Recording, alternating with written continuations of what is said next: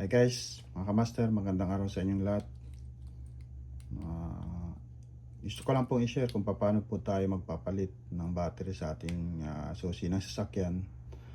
Kung ito po ay may lumabas na warning sa dashboard po natin na kay battery low, so ibig sabihin po kailangan na pong palitan yung battery ng susi ng ating sasakyan. So ito pong susi na to ay sa model na Toyota Hilux Conquest 2024. So papakita ko lang po sa mga gustong mag DIY, ay pwede natin itong gawin, do it yourself, pagpapalit ng battery. So meron po sa likod na kailangan i-slide lang po para mag-unlock at matanggal po natin ito. So ito na po, unlock na. So yung ilalagay po natin ito dito sa side. Meron pong slot siya dito. So iti-twist po natin siya ng dahan-dahan para mabuksan po natin.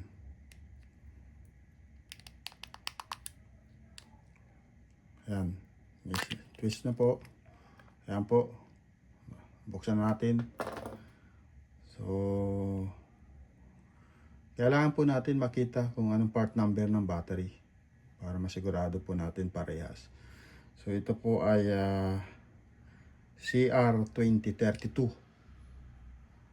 So tatanggalin na rin po natin para mapalitan. So ayan po, tanggalan natin. So saan po tayo pwedeng bumili nito? So sa mga nagre-repair po ng susi ng sasakyan, pwede rin po sa mga nagre-repair ng relo, at maaaring pwede rin po ito sa mga kalintulad po ng battery ng mga calculator na pwedeng itry sa National Bookstore. So ito po, papalitan na po natin. So meron na po akong bago na pamalit. So kailangan sigurado po parehas yung part number na ipapalit. So ito po CR2032 rin po. Ilalagay na po natin.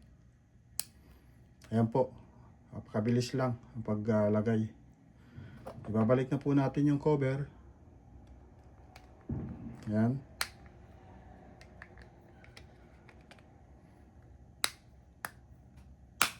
Ayan po. Bilis lang. So sa mga gusto pong mag-DIY, sana makatulong po ito sa inyo.